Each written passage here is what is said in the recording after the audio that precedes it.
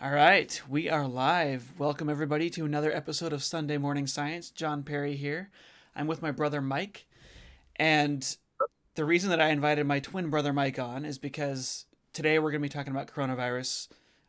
Just the title of today's show is Data, Data Everywhere, Not a Drop to Drink, because people have just things have gotten crazy with the types of information that's going on that people are sharing. If you get on Fox News, it's a completely different story that you hear from CNN. If you talk to people on the right, it's like we're living in different worlds right now, and I lean pretty heavily left. People can tell when they're watching my videos. I've gotten many notes telling me that it's obvious that I lean left. Well, my identical twin brother Mike, leans fairly hard to the right. Well, I don't know if fairly hard is right, but uh, so we are here to keep each other in check as we talk about the coronavirus because this has gotten extremely political, which is very Mm. unfortunate, I think. So yeah, welcome, Mike. Thanks for coming Thanks. on. Uh, Mike, you run your own business. You do actually have a. Hold on, let me pull up your website. You run a business where you have stuff that's manufactured in China and shipped to people. So I'm showing people right now the Snoofy Bee website, Mhm. and I'm curious. So just so people know, we haven't talked about this. I'm not like this video isn't to promote Mike's stuff, but I'm just curious, Yeah. Mike. Has any of this stuff affected your business yet? Have people been scared to buy from stuff from China with the virus? And then, I mean, the whole economy is kind of going to sleep now. So, what are you seeing on your end?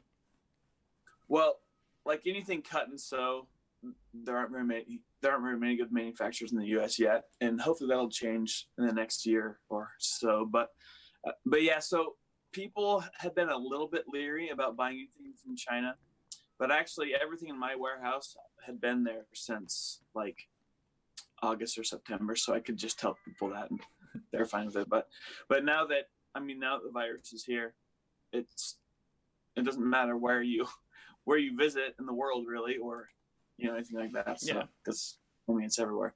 But it did affect our business in that Amazon changed all their algorithms trying to deal with everything, because it hit Amazon really hard. Everyone was panic buying certain products and then ignoring other products, and so Amazon yeah. switched out everything, and it was a huge hassle for them, which affected everyone who's selling on Amazon, and that's where we get most of our business. So that affected us for about a month, and now things are going kind of back to normal. Oh, So really? So yeah, right now it seems like people are still buying. You sell diaper changing pads, yeah, and people yeah, are still buying them. So and yep, you do diaper changing pads, and then you have like the suction cup plates, right? yep. Hold on. Yeah. Yeah, So we do little bowl sets, we do teethers, we do diaper changing pads, and yeah. yeah, the sales are kind of going back to normal. Although I did have a problem in production just because everything was shut down Yeah. overseas for, China shut down for about a good 2.5 months, but they already shut down for a month anyways for Chinese New Year. Um, so it was an extended shutdown. Well, But so I'm reading now that China is saying that they're fully opened up again, but in reality they're not. So uh, it we're getting reports that China's trying to cover up what's going on there now, like how bad their numbers are and so on. Are you getting that vibe from your um, the people you work with there? everyone I work with says everything's back up to normal, except for that everyone wears masks everywhere they go. But that's Yeah, kind of normal in China. yeah. So China has a long culture of wearing masks when they are sick, right? So anytime someone is sick, they'd wear a mask. I remember like yep, flying on in planes. I'm like, why are people wearing masks? This was years ago. Like, why are they yeah, scared of everybody else's germs? And then I learned no, they're doing it to protect other people because they're sick. Um, yep. and and I think it's interesting like the crash course we're all getting here in the West on how to use a mask without contaminating yourself or making it worse by touching it and so on. So it's Yeah, that's interesting to see. Well, maybe we'll talk about that later. But yeah, the CDC. I think the CDC was lying when they said we shouldn't wear masks, but they were lying so that they could protect it for people who were working in hospitals. But anyway, Yeah. Uh, okay, so we have an outline, and everybody, because things have gotten so political and it's getting so crazy out there, just misinformation everywhere. I have a document that goes along with this video. It's in the video description. You can click on it. It has all of my notes, the outline for today's presentation, and it has a bunch of links to further reading because it's very important that people are actually fact checking things and so on. And this is one of the reasons I have Mike on today, is because he's in a different political world than I am. He's seeing different things than I am. Uh, we share a lot of friends on Facebook, so I have a lot of really conservative friends and a lot of really liberal friends on Facebook, and so I'm seeing what's happening on both sides, and it's insane. Like the the the things that are being shared. People on the right. I'm getting a lot of conspiracy theories from people on the right, and on the left, I'm getting a lot of like laughing in the face of every failure that the United States has. People are laughing at the failure of their own country because they want Donald Trump to fail. And it's just insane. Like it's disgusting to see, and I'm very like I didn't imagine this happening. Like the major like social division that's growing. This was not something that I suspected. I don't know why I didn't suspect. Of course, this is what's going to happen, but it's just worse than I thought. It's bothering me a lot. So anyway, I I wanted to start. We have 5 questions. Let me just read what these questions are, and then Mike, you had a journal from whose journal is it? I have a letter from. I'm not quite sure how she's related to us. Anyway, I have a letter to our great grandpa in 1918.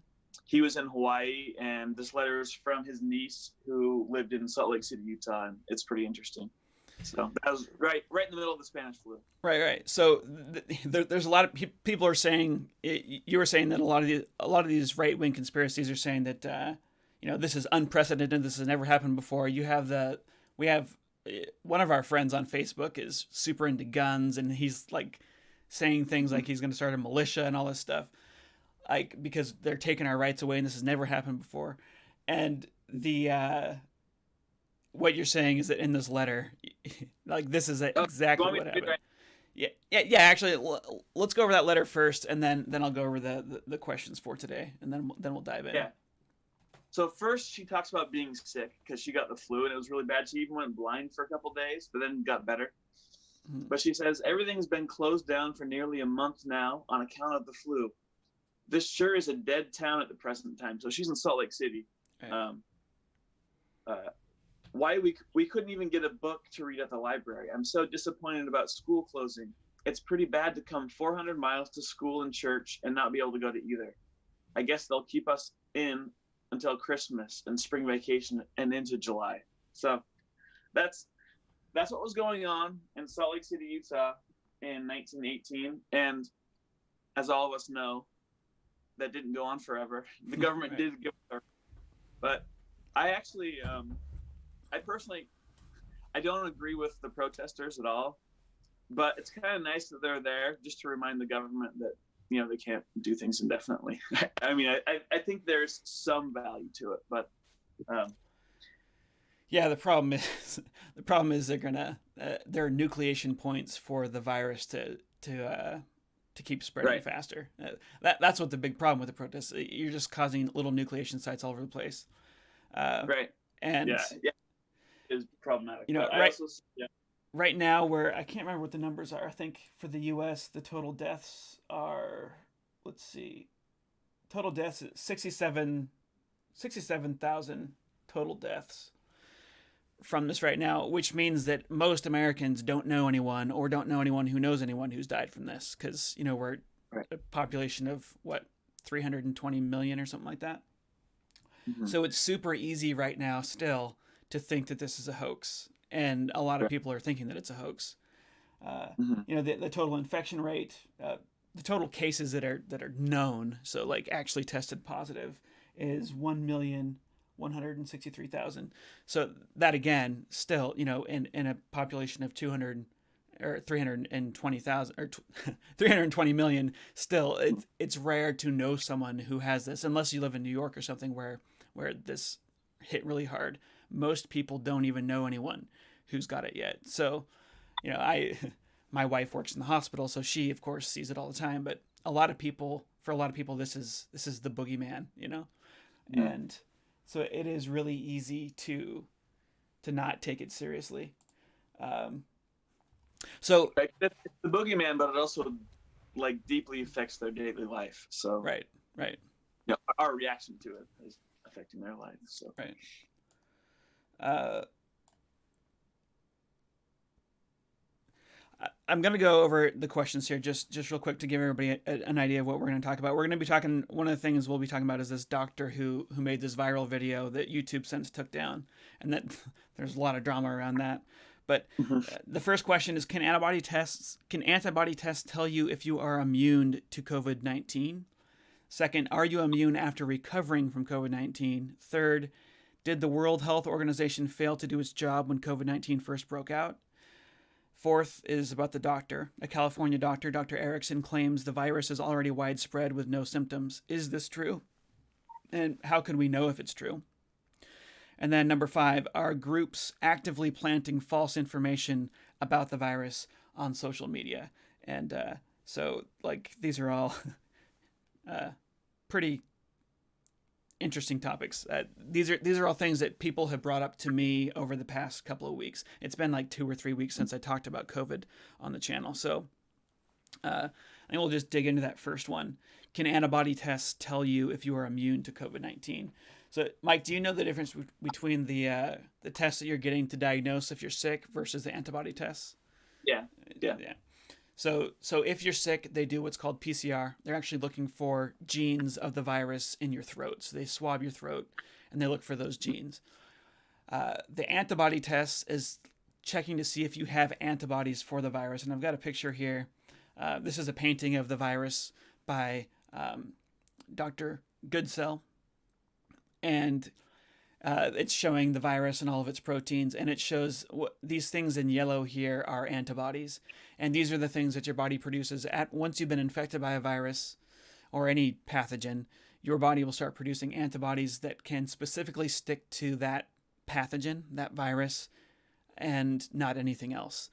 And so what they do is these antibody tests are testing to see if you have antibodies for the virus. And what that tells the researcher is that you probably got infected, you produced these antibodies, and they're lingering in your blood. And that means that you've been infected and you were recovered. And the reason this is important to know is because a lot of people who are infected don't have symptoms at all. And we don't know what that number is. We don't know how many people get infected and have no symptoms. And so we don't know how many people have been exposed to this. And what we were hoping early on is that if you do have antibodies for this, that means that you are immune to the virus, and therefore you can go back out and start working. You could go volunteer at a hospital. You could do all these things without any fear of being infected. And there were some countries that were actually they were wanting to give little passports of immunity. So once you test positive for these antibodies, but you're not sick, they want to say, okay, you're safe to go out and start, doing stuff. And that would be awesome because we could start slowly opening up again with people who have already been exposed and have recovered. And then the question related to that is once you've had the virus and gotten sick and then recovered, are you now completely immune? And the World Health Organization is warning countries not to give these passports. And this is what they're saying. They say the body responds to a viral infection immediately with a nonspecific innate response, in which macrophages, neutrophils, and dendritic cells slow the progress of the virus and may even prevent it from causing symptoms.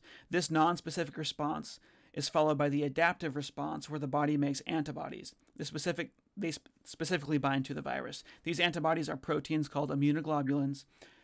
The body also makes T cells that recognize and eliminate other cells infected with the virus. This is called cellular immunity. And so all three of these things together are what give you immunity.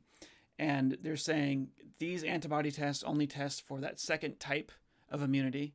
And so we can't tell with certainty that you are immune after you have this. And we haven't done specific studies to tell if someone can be reinfected after they've been infected. And unfortunately, they've said they made a statement that is super easy to misinterpret. They say that there is no evidence. Let's see. Where did I put this here?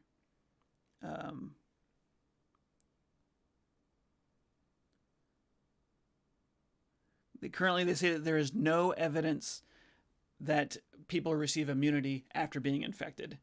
And the way that they worded that, if you're not a medical researcher, the way you interpret that is it's almost like there's evidence that you're not immune after getting hit by the virus. That's not the case. What they're saying is that we haven't done studies specifically with this virus to tell whether or not you become immune. I just lost you, Mike.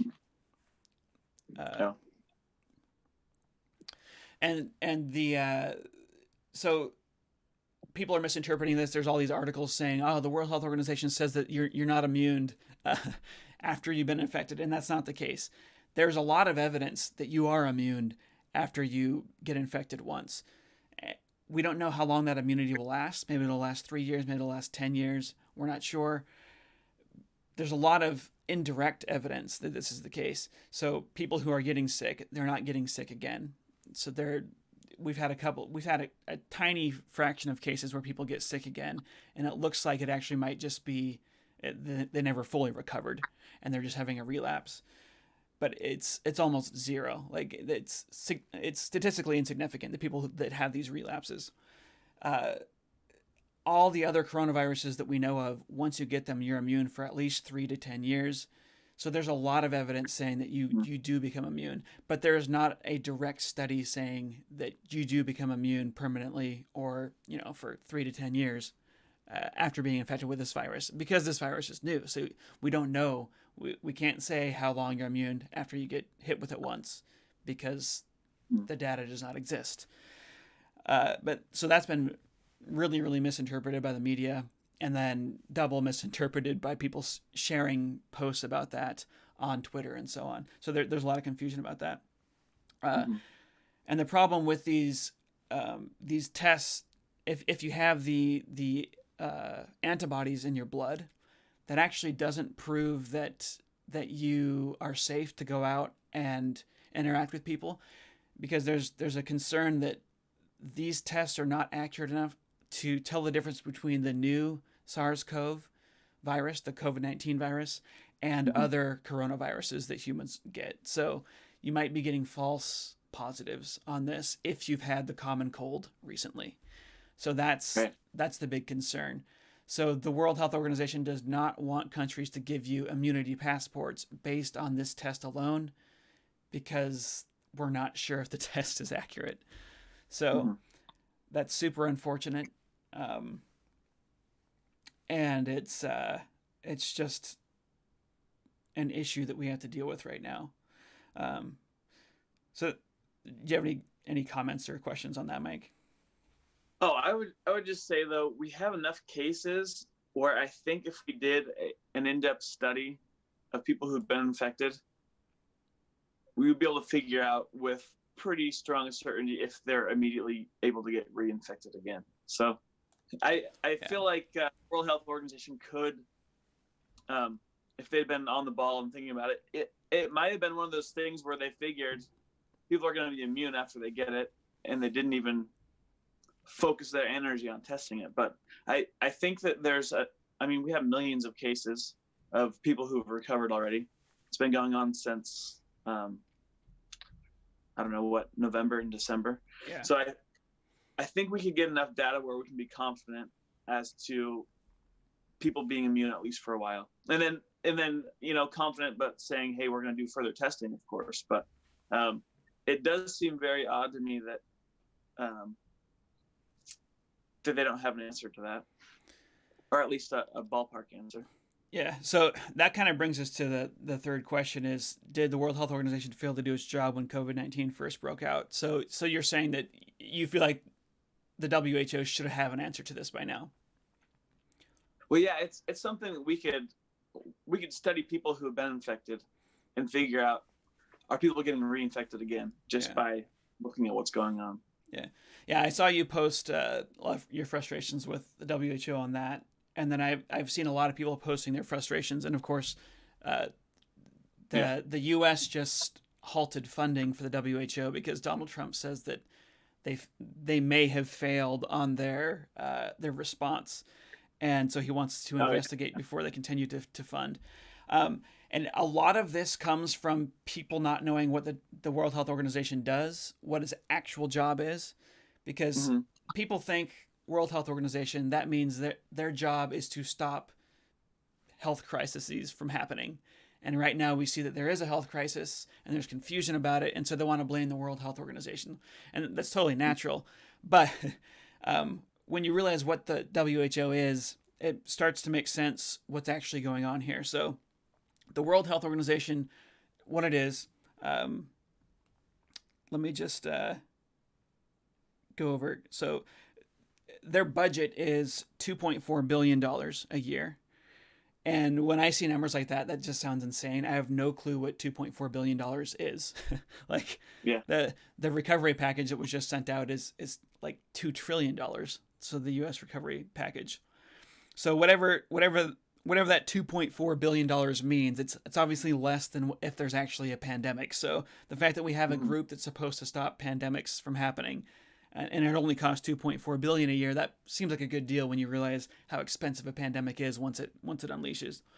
But the U.S. contributes $446 million a year to the World Health Organization.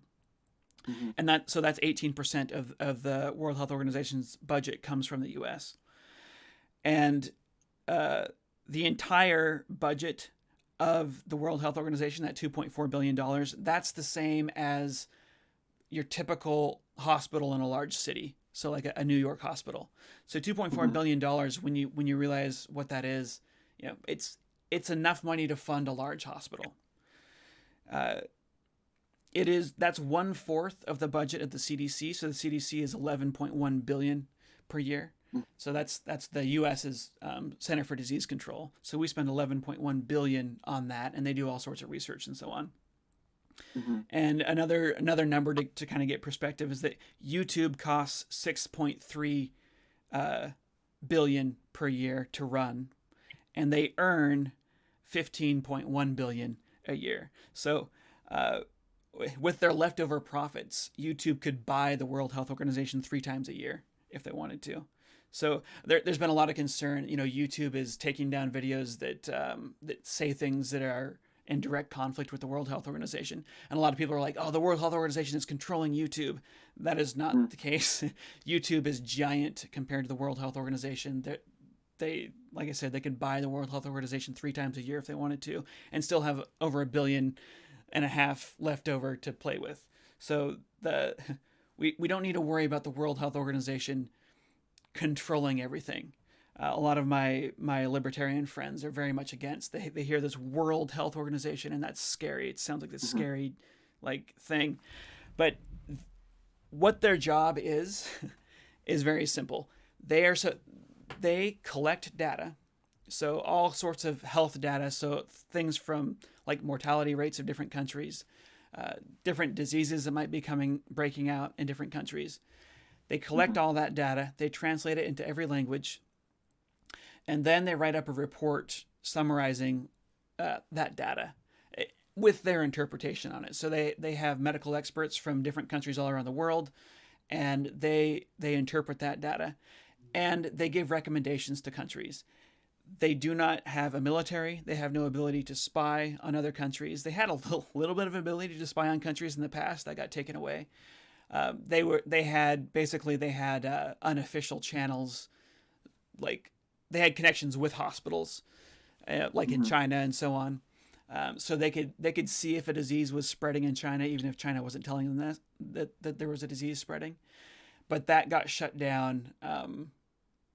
Basically, people were creeped out by that. So it was Yeah. learned. It was learned that those channels existed when the first SARS broke out, and nobody wanted that. Like nobody wanted the World Health Organization to be doing that. So that got shut down. So they have no ability to spy. All they can do is ask for information, and they have to believe that that information is true.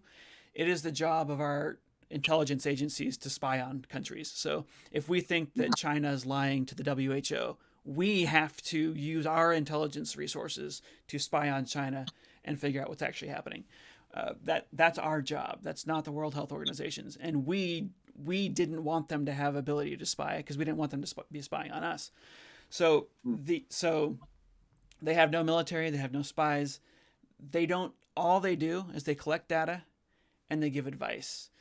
And with what you were saying with you're saying the World Health Organization should know at this time, whether or not there's immunity. All they can do is do meta analyses. So they collect the data and they look at the data and they tell us what we can know from the data that's been collected.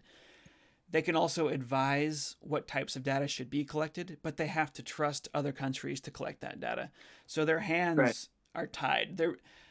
I like to think of the World Health Organization as like a moderator in a divorce. So the moderator will go talk to the husband independently and go talk to the wife independently because the husband and wife aren't talking to each other.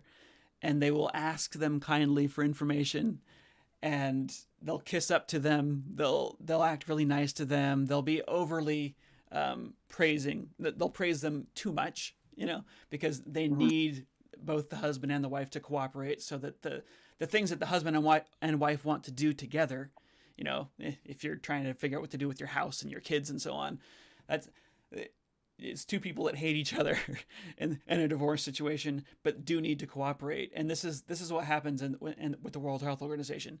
Everybody needs to cooperate when we're dealing with a worldwide spread of a pandemic. But a Yep. lot of us don't like each other, and so we need this moderator, and that's what their job is. They are a moderator, and if we did not have the World Health Organization, we would be screwed. Like we need this. The world we live in is connected. So as much as we want to be independent and not have these big overarching global organizations, the world is connected, and diseases spread across borders. They don't care about borders. We do need an organization like this that is collecting information and sharing that information. And Right. Yeah. No, I definitely yeah, agree with that. My point was just that if we want something if we really want to find the answers, we have to find them out ourselves instead of relying on the World Health Organization because their hands are tied. Like I know what it's like with well, in China, reporters get sent home if they're very critical of the Chinese government, just because right. China. So, I mean, the World Health Organization is walking on eggshells all the time wherever they go. They're poking their nose in people's business, and people don't want that. Obviously, Yeah. Leaders want to be able to control the narrative, and that's just how it's always going to be. So, I don't think you can rely on them to get the information. I think each country needs to do its best to do its own. That was my point in my post a while ago. But it's also, I mean, just in general, there's also there's the mentality that when you have large organizations taking care of things, that it's not really our responsibility. If you've ever been in the classroom and the teacher's like, "Hey, could someone shut the light off? I'm gonna show you a video." There might be 50 people there. No one gets up because everyone thinks someone else is gonna get up.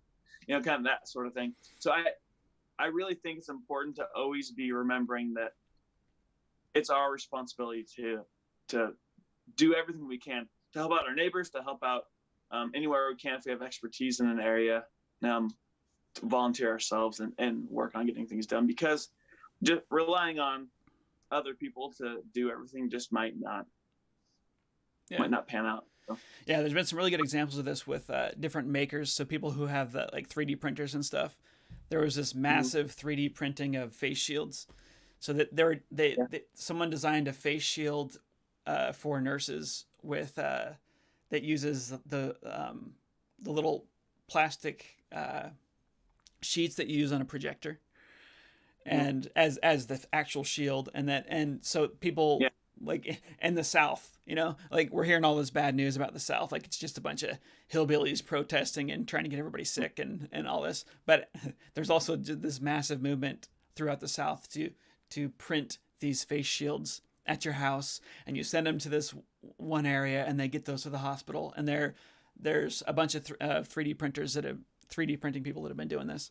Destin from Smarter Every Day has a video on this, uh, just how it all organized and got put together. So there's a lot of good that's happening here. A lot of people that are, like you say, they're jumping on board and just doing it themselves, and that's amazing. Um, about the World Health Organization, so the World Health Organization is old. It's 72 years old, and it's a government. It's a big organization. It wants to get bloated. All organizations tend to get bloated over time. They Yeah. were fairly bloated back in,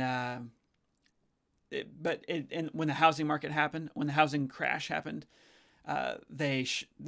they got a bunch of funding cuts and they had to streamline a little bit. So they're fairly streamlined now. Um, but there's, of course, there's probably things you could go and you could say that they need to stop spending money on this. They've been involved. There's been a lot of little scandals over the years with, like, oh, they're flying too many people first class and so on, Mhm. spending too much money here and there, spending too much money on drinks or parties and stuff like that. Um, and there's been some major criticisms that in 2009 they got just absolutely hounded for declaring swine flu a global pandemic, because when they declared it a pandemic, that crashed the stock market. And this was right after we had the housing market crash. So the economy was not doing well. They declared a global pandemic in 2009 with the swine flu. That caused a second crash. And it ended up that we only have 18,000 people that died from it that we know had the swine flu. And so everybody Mhm. was super angry with them because, like, 18,000 is considered not that much, right? And Yeah. I mean, the actual estimate is between 150,000 to 500,000 that actually died from the swine flu. But I don't know if you remember this, but it caused a panic when they said this was a pandemic. When they used that word, it caused a panic. I think it was in in Egypt. They just killed all of their pigs. it was Oh man. it was horrible. I mean, they were killing the pigs anyways for food, but they killed them and threw them away. There's this video of this giant pit that they dug, and they just, all these pigs are alive, and they got a bulldozer, and they're just pushing them off a cliff into this pit, and they're just all dying on top of it. It's insane what happened, and the monetary loss there, and the just pain and suffering there with pigs dying in that way. I don't know how much better it is in a slaughterhouse, but it's uh, that was crazy. The economic Yeah. crash from that. So they During got during this time, so, uh, I had some friends that were sick with the swine flu and they needed help with stuff because everyone in their house was sick, and so I went to help them. And then I was like kind of overly panicked about it too, but we had a baby at the time, so I just slept in the garage for a week to make sure I didn't have any symptoms after helping them out. But yeah, that was a pretty big deal.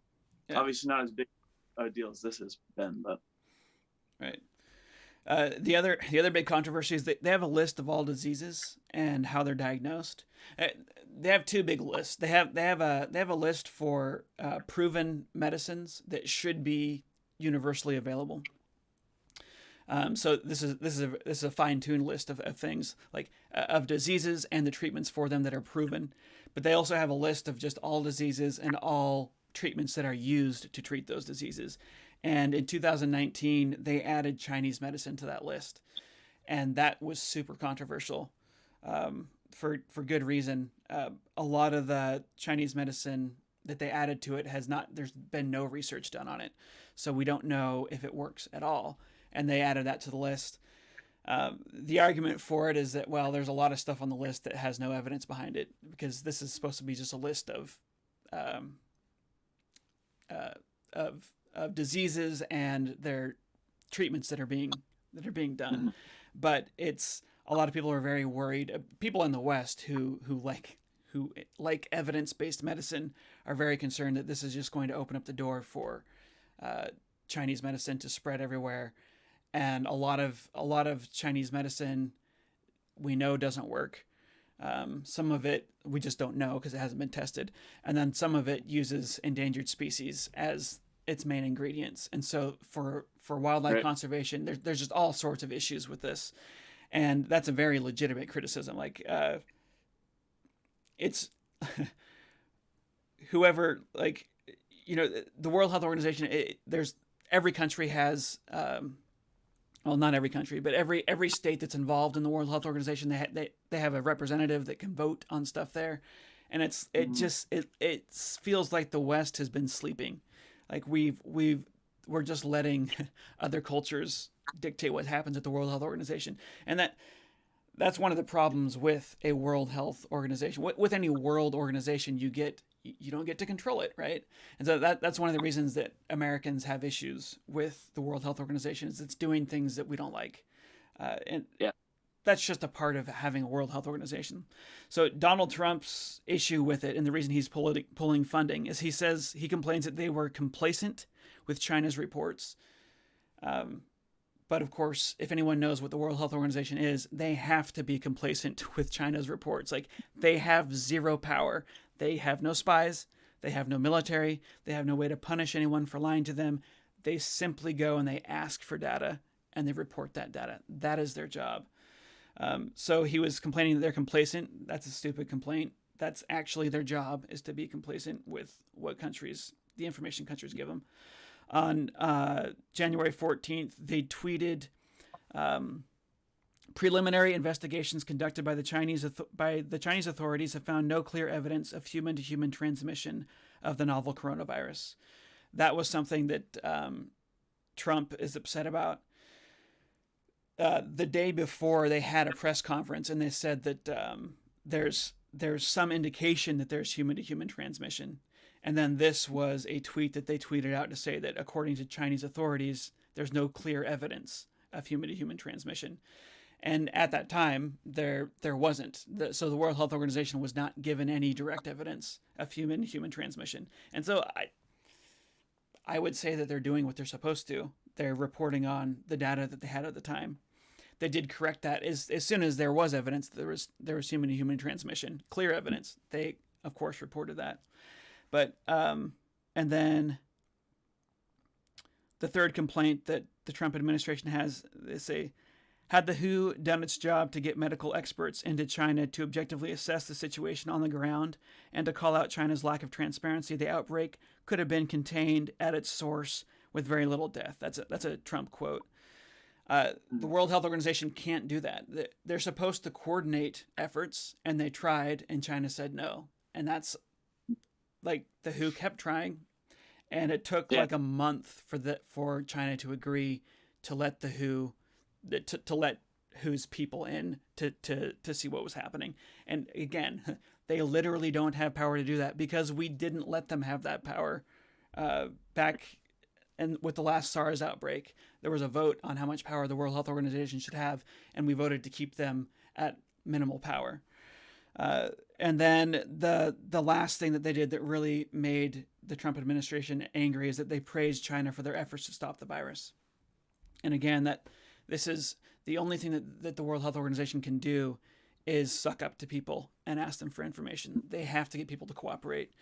I think it was probably a bad idea to suck up as bad as they did. Like they were praising China like way beyond, they deserve credit for. But I mean, that is what you have to do if you're begging for information and you have zero power. So, there is a timeline. I don't know if I want to go through the whole World Health Organization timeline, but the reason I was shocked when people were complaining about the World Health Organization and saying that they failed, because on January 28th, I knew that the virus, well, I was confident that the virus was going to come here. It was going to hit America on January 28th. I was flying home from Ecuador, and I noticed that there's a bunch of people wearing masks because they were scared of this virus. And so I got on my phone, I started looking up information about the virus, and I got on the World Health Organization website, and I just started reading the reports and just the raw data, just how fast the virus was spreading, and it was just inevitable. This is going to go global. And so when I got home, I actually stopped all of the projects that I was working on, and I started doing this animation on the coronavirus. It takes me about a month and a half to do an animation. So I had to stop projects. I denied a $4,000 contract. I stopped everything, and I bet all of my resources on this thing's coming to America. I need to make a video about it so I can help get accurate information about it. So I stopped everything I was doing and dedicated to this. And that was on January 28th. And I knew that simply because of data presented by the World Health Organization. At that time, the U.S. was saying it's not going to be a big deal. The next day, January 29th, the U.S. did quietly assemble a coronavirus task force, but it only had one scientist on it. It was all lawyers, and it had Dr. Fauci was on there, but everybody else was lawyers and businessmen trying to figure out how they can control this. On January 30th, the WHO said this is a public health emergency of international concern. So that's their second highest warning. The highest warning is this is a pandemic.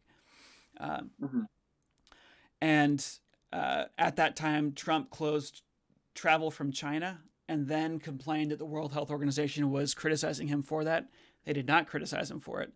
They did have recommendations, and closing travel from China was not on their recommendations, but not once did they criticize Trump for that. He completely made that up. And you could speculate as to why he made that up, but it seemed like he was looking for a scapegoat, knowing that the U.S. was not prepared. They were not listening to earlier warnings, because back on the 14th, on January 14th, the WHO said that it might be spreading person to person, but there's no direct evidence.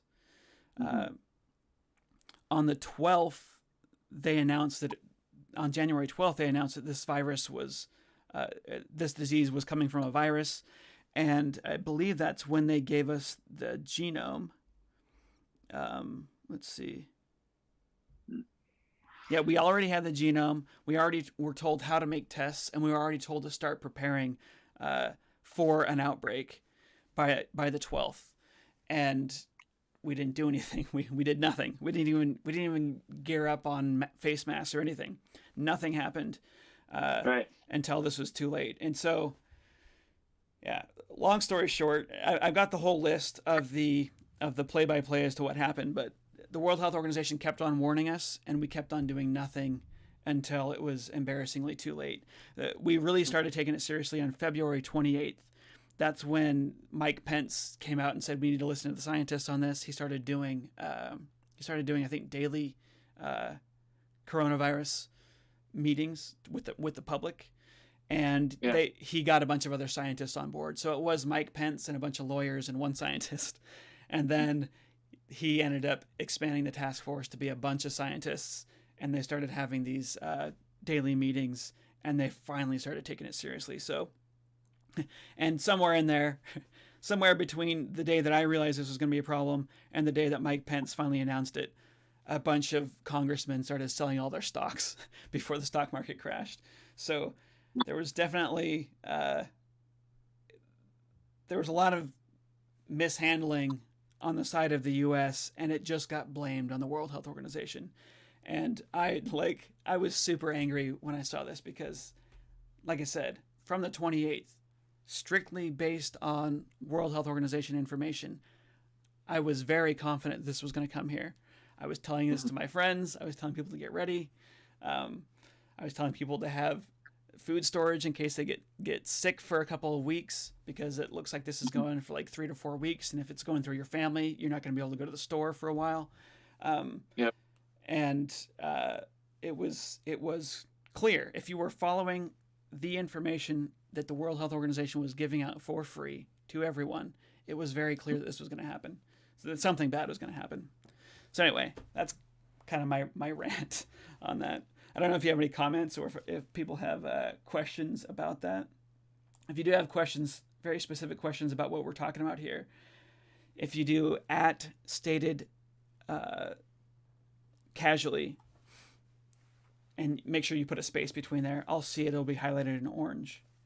So, yeah, Mike. For me, it's been so weird to see how unprepared we were when we had all, like, we've known for so long that this is a potential problem and we've just done nothing about it. And we spend so much on military, but we don't have like masks for hospital workers. It's so crazy to me. But another strange thing too, because I have all these friends in China, I can't remember when it was exactly, over a month ago, when there weren't any tests in the US, no one could get tests. I had a friend say, hey, do you want a whole bunch of COVID-19 tests? And he says he can get them manufactured for $5 a piece. So they're the ones that they're using all over Asia, and they're accurate. And I looked into it a little bit, and you actually, I wasn't allowed to import them, so I never went through with it. But yeah, the cost on those tests is $5. It's not like, it's not a big deal. But I don't know. I don't know if they would have been accurate tests or not. But he, my friend over there was confident that this is the same company that's testing all of the Philippines and stuff like that. But it's not expensive stuff at all. But yeah, that's crazy. I mean, you'd have to have a lab to analyze the test, so maybe that would have been a problem too. This was the. You put it on there. You put your blood in there. You mix a solution with it, and then in 10 minutes it tells you if you're positive. So. Wow. Yeah, that would be nice if we had those. If those are accurate. I've got a couple of questions here. Yeah. Sorry. Continue. What were you saying? I was just going to say that the U.S., I'm sure they want to control what tests come in here so that we can be more scientific about it. Because if you have a whole bunch of different tests with different accuracy points, then it's really hard to actually pinpoint what's going on. So I think that's why I support them, but I'm not exactly sure why. There might have just also been trade embargo issues, right? Like right. maybe the reason that we weren't allowed to import those is because China said we're not allowed to, or the U.S. said we're not allowed to because they had some trust issues or something. Yeah, that's frustrating. We got some questions. Mr. Edit Undo says, if you guys are twins, why do you have different voices? I don't know. I think we sound fairly similar, but we've grown apart over 30. How old are we? 37. 37 years. Joe Blogs, what do you think of the mortality rate of deaths resolved, which according to current numbers is around 20% worldwide, 30% in the U.S.? Is it predictive of future deaths? Mortality rate of deaths versus resolved. I have not seen numbers that high. The numbers that I'm seeing are around 1% mortality rate. Well, I guess if it's deaths versus resolved, yeah, I don't know what that would be. If you do that, if you use that math, you're not waiting long enough to see, because yeah, I haven't seen numbers based on that. The mortality rate is estimated to be around 1%, but there are some antibody tests suggesting that it might be way, way lower. And again, we're not sure if those antibody tests are accurate, but there are some antibody tests suggesting that it might be around like 0.2%, which means it would only be twice as bad as the flu for mortality rates. It's way worse than the flu as far as like permanent injuries. A lot of people are having permanent lung damage and so on. But we don't know what the mortality rate is because we don't know how many people have been infected. And one of the reasons we don't know how many people have been infected is because we haven't been able to test accurately for this antibody response, because the antibody tests that we have right now, we're not sure if they're testing positive if you've had the cold recently. So all of our data is questionable, which is why I titled this video data everywhere, not a drop to drink. It's like everything is questionable right now. We do not know what's happening, and on top of that, we have a bunch of misinformation, and that kind of brings us to the next topic, which is this California doctor. Unless you had anything more to say about the World Health Organization, Mike. No. Okay. Let me see. I got one more. I got a couple more questions, real quick.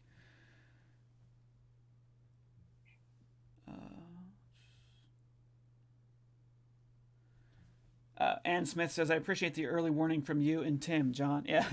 Tim Blay and I were both talking about this early because we were following WHO's information, and we knew this was gonna hit harder than nobody was taking it seriously here in Canada either. Like everybody, when I went to the store and I was buying stuff, people were like, "Why are you buying like canned food and stuff?" I was like, "Well, this virus is coming," and everyone was laughing at me. But like, okay, and then like 3 weeks later, everybody was in waiting lines to get into the grocery store. So I had a similar experience because I've been in close contact with all my friends in China, and I've seen what it did to their economy and like the response and everything. So our school was still open, our kids' schools, and my kids had a cough, and I kept them home. And usually I don't keep them home if they just have a cough, but I kept them home for that. And so my kids were out of school for like 2 weeks, and the people at the office were like, don't worry about it, just send them to school. And then it was the week after that the schools closed down. Yeah. So. Yeah. It's it's been interesting. Luckily though, I mean, in Oregon, it seems like you guys shut down before it went crazy, right? You haven't had that many infections in Oregon. No, they did a really good job shutting down. It really hit a couple nursing homes and things like that. But we shut down early. Washington did too, and Washington's a really good example of people taking initiative, because the reason we found out it was in Washington so thoroughly, like in these retirement homes, was that a doctor just started doing the test herself. Like she didn't have permission to do it. She just started doing it, and she found out all over the place. Nice. So. Yeah, so of all the news we hear about protesters and so on, most people, Republican and Democrat, most people are obeying shelter in place orders. Most people are doing what they're supposed to, and so I'm really grateful for this. It's people are doing a good job. Let me just read a couple more questions. What do you believe the current fatality rate is for the healthy? Again, it's between 0.2% and 1% is what we think it is, and we've kind of thought that for a while now. And well, is that the total percent, or is that for the healthy? Well, yeah, for everybody. That's for everybody. For the healthy, I mean, I don't know how you would judge healthy. I guess with zero underlying conditions, but a lot of people realize they have underlying conditions by getting this and then dying. So, right. Yeah, I'm not sure, but we're at so the flu is 0.01% death rate, and this is between 0.02 and 1% death rate is what the latest estimates that I've been seeing, and that range has been fairly consistent for a while. So I mean that could definitely change in the future, but that's been fairly consistent. Why are some viruses better at constantly mutating? Chickenpox virus versus HIV. Where does COVID lie on the spectrum? So some viruses mutate extremely fast because they can do gene swapping with other strains of the virus. So if one cell gets infected with two versions of the virus, some viruses are really good at swapping genes. It's kind of like sexual reproduction, where they can shuffle their genes with a partner. Coronavirus can do that, but not very well. It usually does not shuffle its genes. So for the most part, this virus mutates really slow.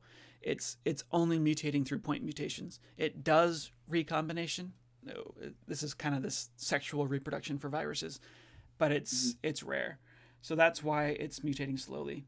And it's a lot slower than HIV. It's a lot slower than the flu. So we hope just like other coronaviruses that infect humans, that this new one will be immune to it for, between 3 and 10 years after getting it once, because it mutates so slow. You can lose immunity in two ways. You can just lose your body stops producing the antibodies after a while, is one way to lose immunity, and the other way is that if the virus mutates far enough away from the virus that you were infected with, you can get reinfected with it again. So, Right. let's see. We've got a question. Did coronavirus originate at a Wuhan lab? So that's the intelligence agencies are, well, I don't think they've officially reported. It's just their reports are being leaked now. So the intelligence agencies have been looking into, is this a bioweapon? Was it genetically modified in a lab? And was it an escape from a lab, or was it a natural event at the food market in Wuhan? So those are the things that the U.S. intelligence has been investigating. And the leaked reports that I've read on that say that it was definitely not engineered. So they don't have any evidence that it was engineered, which means that if it was leaked from a lab, it was just a natural specimen that had been collected, and someone maybe got sick with it and then transmitted it to the community. So that's still an open possibility. And then the most popular idea is that it was the meat market where this came from. But both of the two remaining possibilities, according to the intelligence that's been leaked, the intelligence research that's been leaked, is that this is a natural virus, but it may have leaked from a lab, or it may have leaked from the meat market in Wuhan. So those are the two possibilities are still open. And I mean, who knows, when the final report comes out, we might learn something different, but that's what it looks like now. Yeah.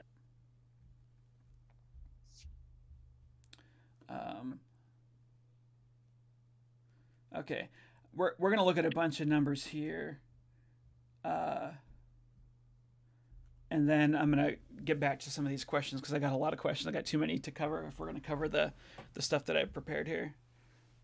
But let's talk about this doctor, Mike.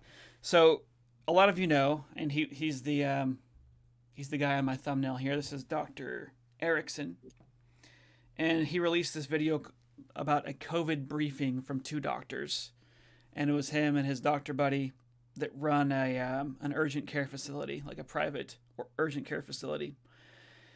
And they basically they told everyone that it's stupid to be staying at home, to shelter in place, because according to their analysis of the data, almost everyone, like millions and millions of people in California, have it way more than are being reported, and almost all of them don't have any symptoms, and so this is not a big deal, and so we should stop this because the economy is failing. And I just want to start out by saying that being concerned for the economy is a very legitimate concern to have, because it's not just about corporations making money. Like, if our economy fails, people will die because there's going to be suicides. There's going to be people not being able to afford medical help, so people are going to die from preventable diseases. There's going to be all kinds of death death and suffering that results from a failed economy if the economy really crashes. But also in poorer nations, this is going to just devastate them. Like Ecuador, where like their economy is going to completely fail because they're based on petroleum and they're based on tourism. Tourism stopped and petroleum money just completely tanked because nobody's traveling now and using petroleum. So a lot of these economies are going to completely fail. And being concerned about this is not just a greedy concern. This is a legitimate concern. But as we'll see here, Dr. Erickson's analysis is based on a fatal flaw in simple math, like middle school story problem math that he failed at. But anything that you want to say about that before I go over his math, Mike? I would just say, like, it's very common for people to be incompetent. smart people to do incompetent things. I don't know. I don't know what this guy's intentions are. I can't mind read, but yeah, it's mind blowing that he compares numbers in such an inappropriate way. So Yeah. So I saw a lot of people. This almost everybody on the right in my Facebook feed was posting this video, and it was really interesting because really smart people, like a friend of mine who's been a businessman his whole life, and he's done he's by the book, like numbers are his life. He posted this video. Elon Musk posted this video. Saying that we should reopen. So Elon Musk, who advertises himself as a super genius inventor, he missed this super simple math error.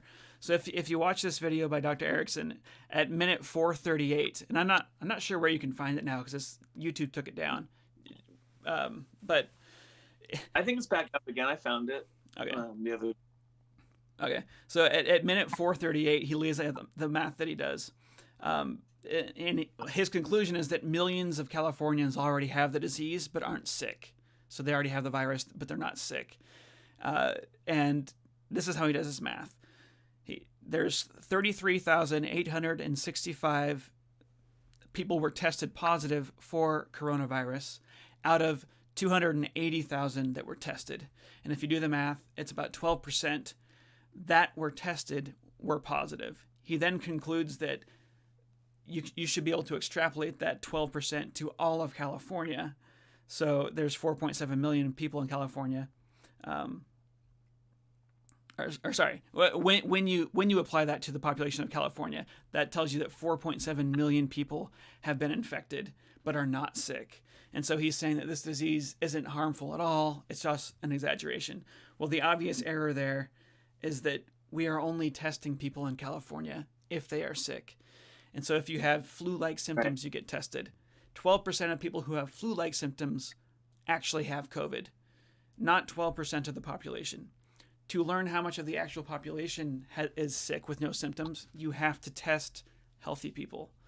And that has not been done. It's actually worse than that because they were only testing people if you were hospitalized for being sick in California, at least for the first few months, and I think that's still the case. At least that's the priority. If you're hospitalized, you get tested. If you're hospitalized with symptoms, you get tested. If you are a health worker and you have any symptoms, you get tested. And then basically that's who they were testing a few weeks ago. I think they're starting to open up testing more. But yeah. So his entire conclusion was based on that math, which is just like such a basic failure of reasoning. And I was really surprised at the people who were posting this, like Elon Musk and my friend who had posted this, because like it should have been obvious. I mean, I watched the first 5 minutes of this video and I was able to point this error out immediately. And a lot of people were. I think what happens is when we're told what we want to hear, we just accept it. And so people have been very reluctant to think critically about anyone who's telling them what they want to hear. And I've seen a very similar thing on the left. Like, people are saying that people who want Donald Trump to fail are seeing that there are more deaths in America than Italy, and they're posting this. There's an article that everyone's posting from USA Today saying, the U.S. passes the death rate in Italy. And that is not true. Italy has a population of 60 million people. We have a population of 320 million people. And so, yes, if you compare our numbers straight over, we have more people who have died from the virus. But as far as per capita, Italy has way more deaths per capita than the United States. And people are posting this with like smiley face emojis, like, look at us, we're failing. And it's just like all over Twitter, people are doing this, and on Facebook, and it's just disgusting. It's like, you guys are failing at math here.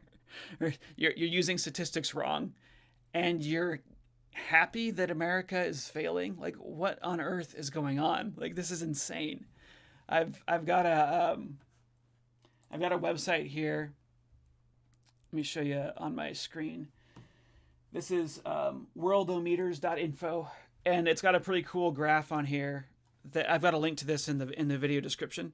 So if you click on the notes for this video, you can find the link to this website. But over here, you can actually sort numbers for all sorts of things. You can look at how many people have been tested per million per country. So if you organize this by how many people have been tested per million, you can see how the U.S. is doing compared to other countries. Like how well have we been testing, and we're not doing very good.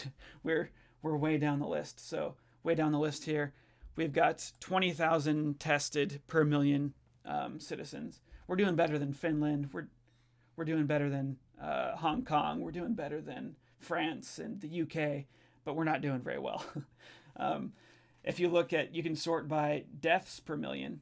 So how many, according to how many people are in your population, how many people have died. You can sort by total infections per million, and if you look at these numbers, the per million number is usually the most accurate. There are some weird cases that, if you understand statistics very well, like San Marino has an insanely high number of deaths.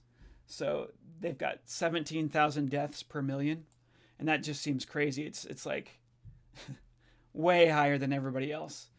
And the reason for that is that they're a tiny city. They're a tiny city state, and they got hit in their capital with a really bad case of the virus. It was one of the early breakouts in Europe, and because their entire country is a city, there's no rural areas where the virus spreads slower.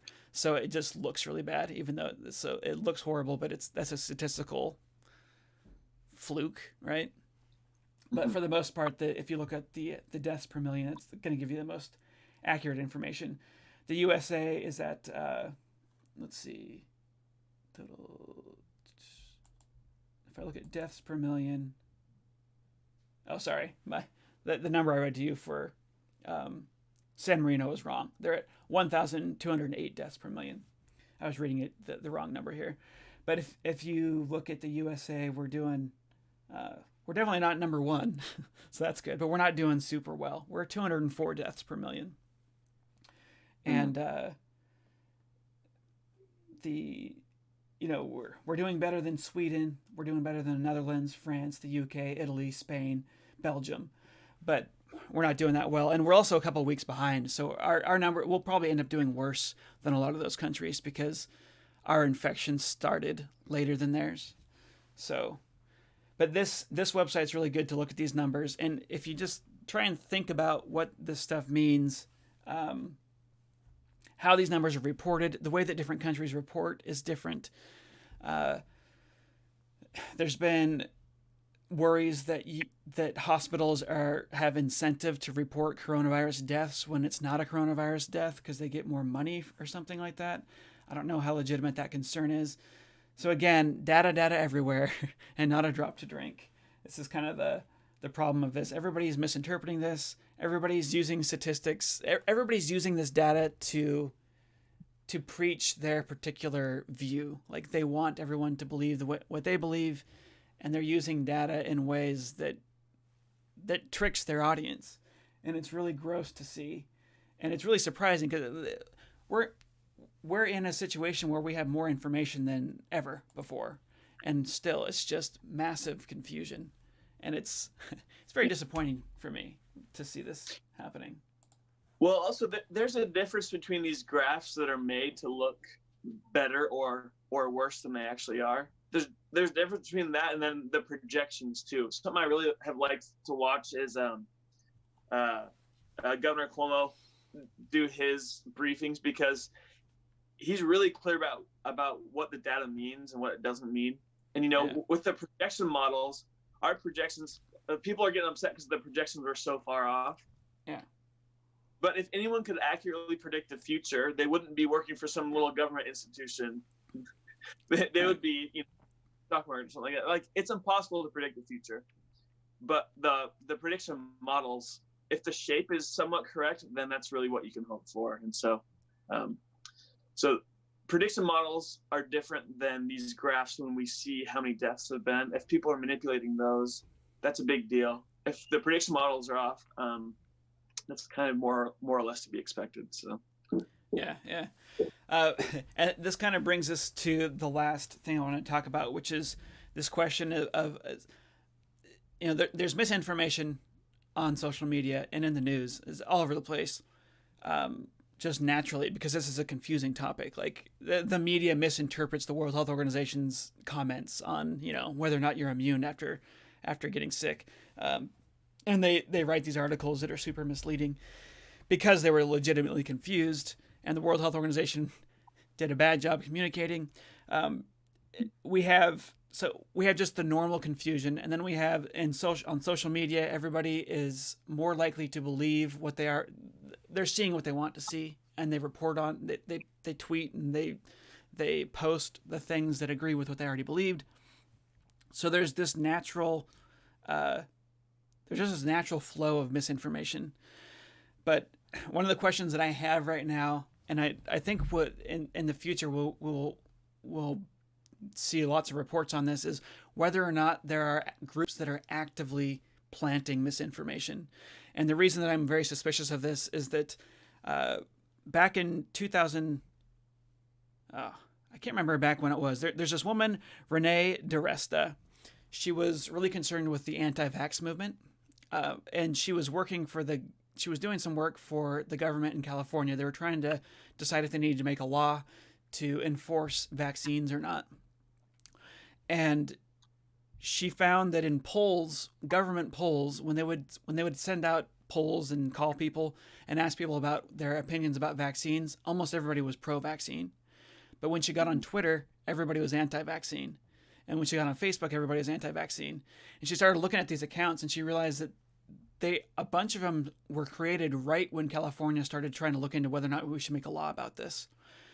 Mm. And she found out that there was this technique people were using where they would start up a bunch of fake accounts, and they were using companies. There's companies that do this. They'll build fake accounts for you, and they just start a narrative online, and they'll start Facebook groups and so on.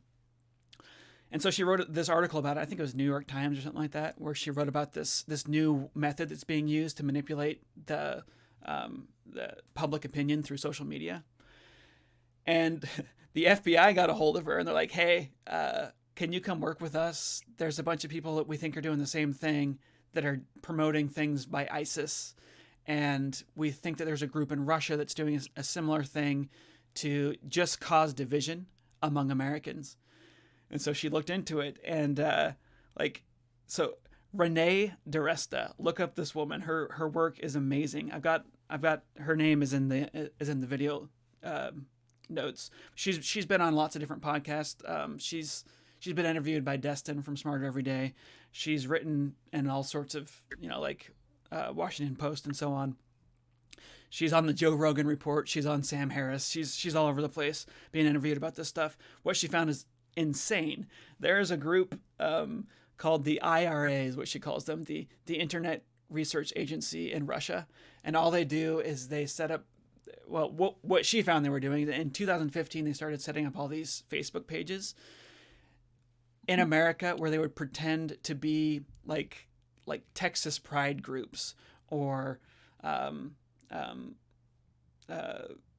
black activist groups. Or there's Stop All Invaders was one of their Facebook pages, and it was just about how immigration is horrible. There's another one, the United Muslims of America was a Facebook page that they created, and they ended on some of these, they had hundreds of thousands of people following their pages and sharing their tweets or sharing their posts and sharing their tweets on Twitter. They had Pray for Police. They had Watch the Police. So these are two groups that hate each other. They would start these groups and then make the groups fight each other, and they have a bunch of Americans fighting with each other. So Pray for Police was a pro-police one, and then Watch the Police was like an anti-police Facebook page. They did tons of this. They had a page called Blacktivist, which was more popular than the Black Lives Matter Facebook account. And what they started out in 2015, if you look at all their posts, it's all about pride. So Texas pride, and it's just showing beautiful pictures of Texas, and Texas goes big, memes like that. They're posting all these like pleasant little memes, and then they would throw in a little bit of hate about like Hillary, or hate about immigrants, or hate about this group and that group. And they actually started. It would have been fun to work for them because they're just trolling Americans. They started actually interacting with the real world by causing group meetups that would be two groups that would hate each other, and they'd have them meet up at the same place at the same time, and fights would break out. So they were actually causing people to fight. So during the investigations into the 2016 election, so these Facebook groups were this was one of the branches that Russia was doing to try and interfere in the 2016 election, according to the intelligence report. So there's an intelligence report. Again, I'll link to that intelligence report in the video. This is the U.S. intelligence, like you can read. Like, this isn't just something funny that I found that some lady's talking about. This is in the intelligence report that the government put out, and it's public. There's a bunch of parts that are blacked out, but a lot of it's public information now. You can go read it. It's like super long, but it's there. And yeah, that these people were messing with the election. This was one of the ways they were doing it. They were also directly trying to hack into like voting machines and so on. But it's insane what we, I guess, just let happen, because there's been no punishment, so far as I can tell. That this has definitely been linked to the Russian government. Like, they were funding this stuff to happen, and it's it's crazy. It's crazy that this was happening. And we've taken all of these down. We think we're pretty good at finding fake accounts like this. And Russia's not the only one doing this. A bunch of other places are doing this. But their goal was just to increase tribalism in the United States, get groups to hate each other in the United States, just cause chaos. That was their prime objectives: cause chaos on social media. And it stinks. It worked. Like, and I'm sure this is happening right now. I mean, this is a perfect opportunity for someone to cause chaos. We shut down all of their accounts, or we think we're getting better at spotting them, but it's not clear. Like, they might be just making really good memes. They might have got really good at making memes since then, a lot better.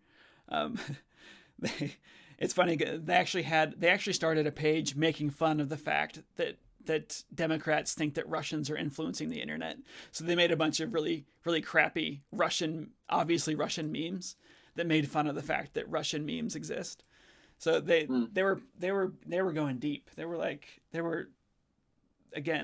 had a long game plan with this. They were going really deep with it before we were able to figure it out. So it's pretty interesting what's going on here. I think with social media, kind of a good rule of thumb is if a post makes you angry at a group, just really be careful about where that post came from. So, right. I don't know. If it's hatred, then... What would Russian bots do? WWRBD. And just do the opposite. Yeah. Don't spread hateful stuff. There's lots of hateful stuff. Yeah. I don't even go on Twitter for that reason. Yeah. Twitter's just like, everyone just wants to fight. And that's what Twitter is. But... Yeah. Well, we've gone over an hour here. Okay. We've got a couple of questions that I didn't get to yet that people had posted. One is, let's see. Why did we get a vaccine for the swine flu so quickly, but it will take a year for COVID? The reason for that is that we already know how to make we already know how to make flu vaccines. So the swine flu is just a different version of the normal flu. The humans and pigs can pass viruses back and forth to each other super easily, and those viruses can mutate through this sort of quasi-sexual reproduction that I was talking about earlier, where they just swap entire chunks of their genomes with each other.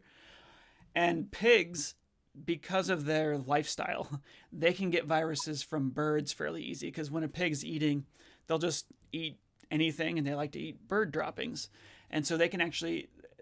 Bird flus are really different from pig flus, so it's rare for a pig to get it, but because pigs eat so much bird droppings, they actually get bird flus quite a bit.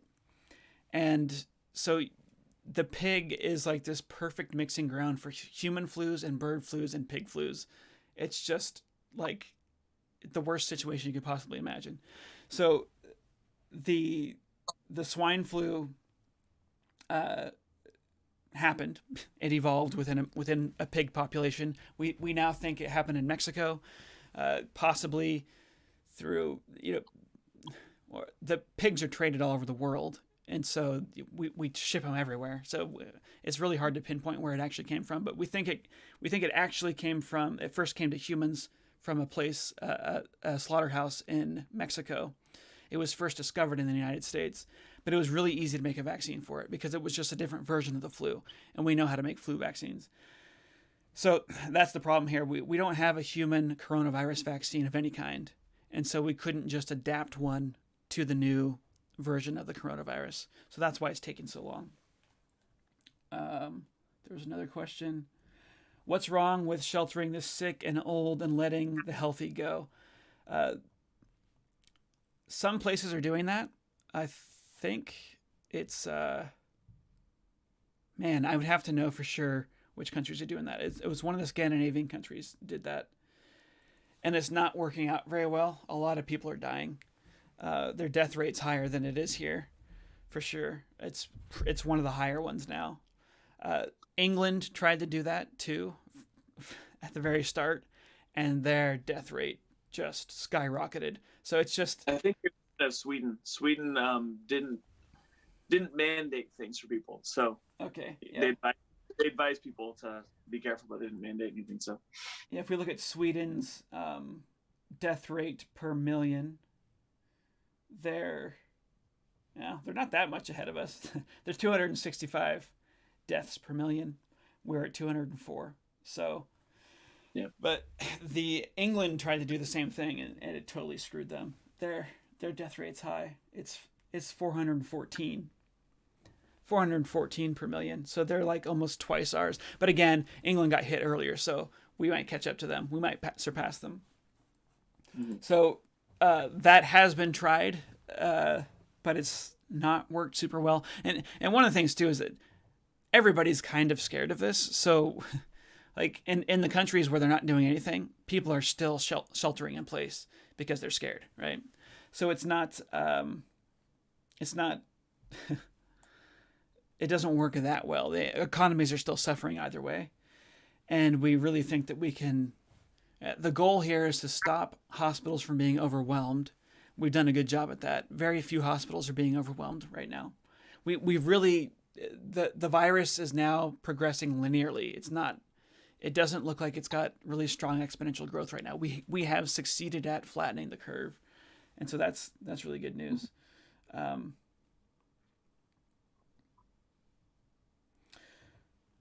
One question is, can the coronavirus get immunity from antivirals, which are going to be discovered?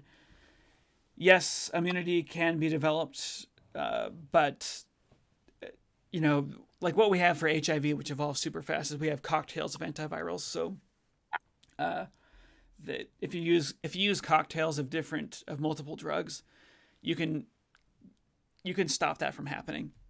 So we know how to deal with these types of situations. But yes, it will evolve to become immune to whatever we throw at it if we only throw one thing at it. But if we use these cocktails and we use different treatments in different regions, we can actually stop it from being able to evolve and adapt. Would you advocate for legally enforced lockdowns for any other risks of death that are currently less than 1%? I don't know. I don't know what to do there, because it gets,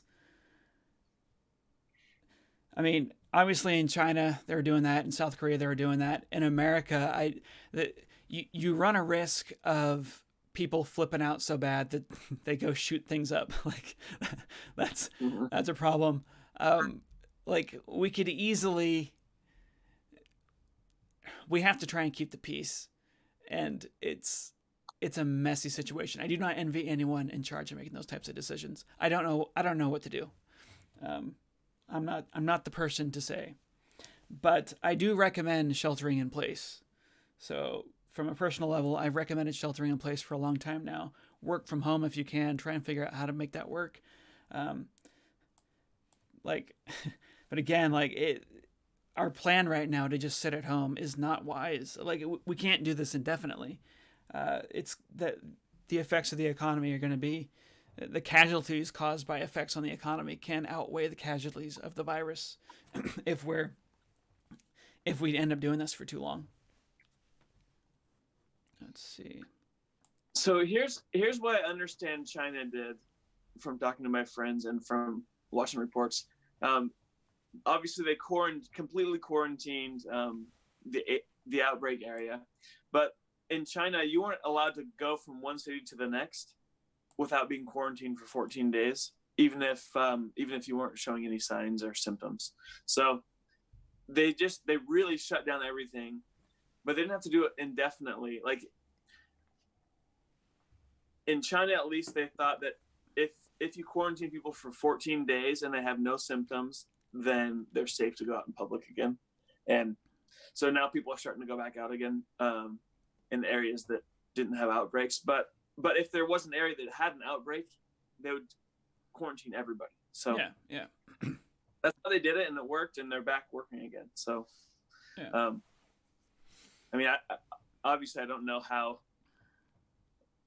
far it's actually spread in China now that they're back at work, but they're able to open up again. So I got another question. Do people in tropical countries have better immunities to COVID because they're exposed to a higher pathogen load in general? So right now, if you look at the numbers, it looks like South America and Africa and stuff are doing better, but it's because they're not reporting, they're not testing, and they're not reporting. The other possibility, as if they actually are doing better, which we don't know if they're doing better, that we do know that the virus doesn't spread as easily in the air in warm, wet climates. But we suspect that it doesn't. We don't know for sure, but we suspect that it doesn't, because the flu and other respiratory viruses don't, and other coronaviruses don't spread as well in warm, wet climates. As far as immunity because of exposure to higher pathogen loads, if you're exposed to a lot of diseases all the time, you're going to have a higher general immune response. So that, we talked about that there's kind of three different types of immunity. There's your initial, your general immunity, then there's the learned immunity, the adaptive immunity, and then there's these cells that learn to spot an infected cell and kill it. So there's these three types of immunity. If you're exposed to a lot of diseases all the time, if you live in a, there are people that live in garbage heaps, right? They make their living sifting through garbage, trying to find metal, and they sell metal. I knew people that did that for a living in Brazil. I know that happens in a lot of countries. These people have very strong initial immune responses because they're constantly exposed to nasty diseases. So stronger than you and I would have, but their ability to develop an immunity to this disease would not be higher than ours. Your adaptive immune system, it just takes time for it to kick in, and once it kicks in, it works. So I think you could say that maybe they would have a stronger initial resistance if they live in a dirty environment, but most people in South America don't, right? People are clean just like they are here, and in most countries. But I'm not sure on the science on that, but there's no good reason to think that their response would be much different than ours. Let's see. And that answers all the questions. Cool. So, anything else in closing, Mike? I guess I would just say, pandemics do cause economic problems. From, looking at the past, the Spanish flu caused some pretty big problems. But everything opened up after the Spanish flu. Eventually the economy recovered, and then it crashed again during the Great Depression, but that was unrelated, it seems. So I would just say,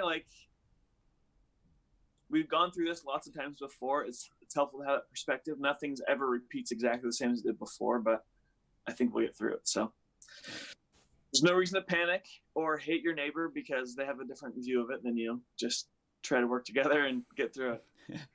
Cool. Well, yeah, thanks for coming on. This was fun. Yeah. All right. I will see you all next week, everybody, for another Sunday Morning Science. We're going to have, I'm not sure when he's going to come on, but I'm having a philosopher of science come on. We're going to talk about kind of philosophy of science in the field of philosophy of science versus philosophy of science on the internet. Like, what is a theory? What is a hypothesis? We're going to talk about all these different things. And that's going to be a really fun conversation. And then I've got, last week I had Rob Stadler on, and he's been emailing me nonstop since, trying to like continue arguing with me. I don't think he liked the way that debate went. But I invited him to come on again. I don't know. Did you watch that last week, Mike? Yeah, I did. Yeah, so he seems very stuck on thinking that we need to invite supernatural explanations into science. And what I've asked him is, I'm willing to have you come on and talk about this again if we talk about something supernatural that's not related to Christianity. And so there's an entity that the Ecuadorians believe in. They call them the little people. Here in the U.S., they call them the mechanical elves. And they're little entities that you see when you take ayahuasca. So this is a spiritual ritual drug that's been used in South America for a long time. There's a synthetic version of it in the U.S. you can get called DMT. It's illegal.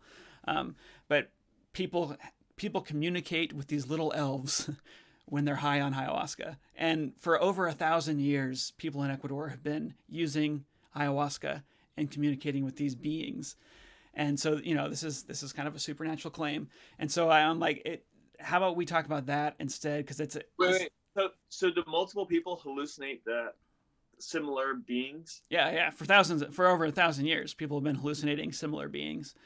So, well, okay, it's kind of hard to tell because the people who believe in these things say that it's been happening for 1,000 years. What we know for sure is that Ecuadorian culture, South American cultures have been using ayahuasca for over 1,000 years. People today in Ecuador report talking to the little people. People in the United States report talking to the mechanical elves. And they say that they're these shape-shifting beings of light. And it's a really interesting supernatural claim, right? And my question to him is like, let's talk about that instead, because this is a supernatural claim that has nothing to do with any of our world. I've never taken DMT before. I've never taken ayahuasca. You never have. It's not part of either of our cultures. If you really want supernatural things to be pulled into science, let's talk about mechanical elves. Let's use them as the example, because we're not going to have this baggage that we have in this conversation that we've been having. There won't be any bias with it. Yeah, but he told me that's demeaning, that it's a drug-induced hallucination, and he doesn't want to talk about it. So maybe he will change his mind on that, because I think he's just not being fair. This is a 1,000-year-old culture that he's talking about, and it's a supernatural claim, and I can't see the difference between mechanical elves and any other miracle that you want to posit. I think that they're all equally it's equally invalid to say that these happen and say that scientists need to take them seriously unless you can provide evidence for them. So that would be my argument there. So maybe he'll come on, maybe he'll decide to come on and talk about that, but we'll see. Yeah. Oh, he didn't reply to comments in the YouTube comments, so people can check that out too. Yeah, he did reply to your question there. Mm-hmm. So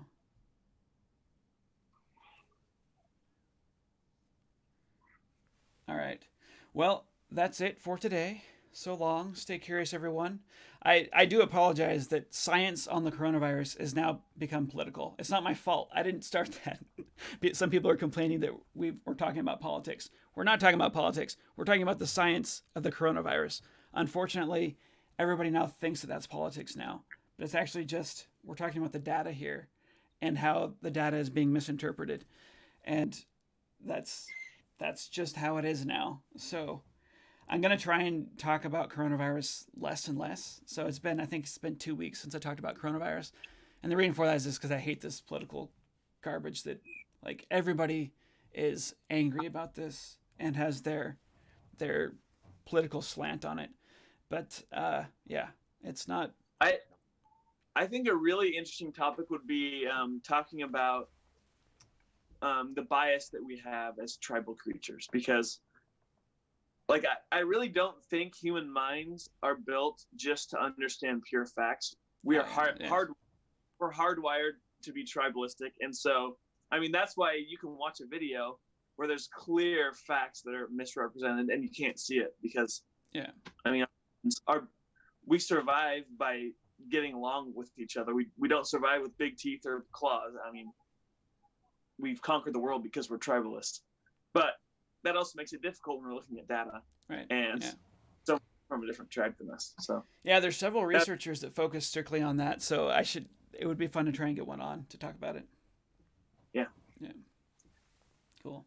All right. So long, everyone. Till next week.